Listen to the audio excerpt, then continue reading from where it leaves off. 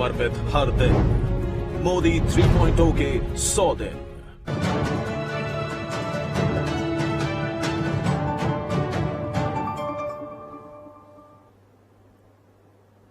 વિરામ બાદ આપનું સ્વાગત છે। રાજ્યના હવામાન વિભાગ દ્વારા આગામી 7 દિવસ રાજ્યમાં હળવોથી ભારે વરસાદની આગાહી કરવામાં આવી છે। આગામી 2 દિવસ સૌરાષ્ટ્રના ભાગોમાં હળવોથી ભારે વરસાદ થવાની શક્યતા છે।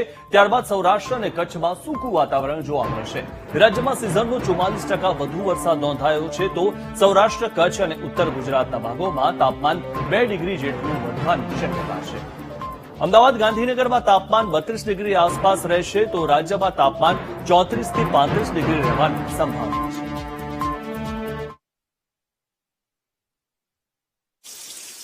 आने वाले 7 दिनों के लिए जो फोरकास्ट दिया गया गुजरात रीजन की बात करेंगे तो आइसोलेटेड प्लेसेस पे लाइट टू मॉडरेट रेन का पूर्वानुमान है। और सौराष्ट्र और कच्छ रीजन की बात करेंगे तो आने वाले 2 दिनों के लिए सौराष्ट्र रीजन में लाइट टू मॉडरेट रेन का पूर्वानुमान आइसोलेटेड प्लेसेस पे है।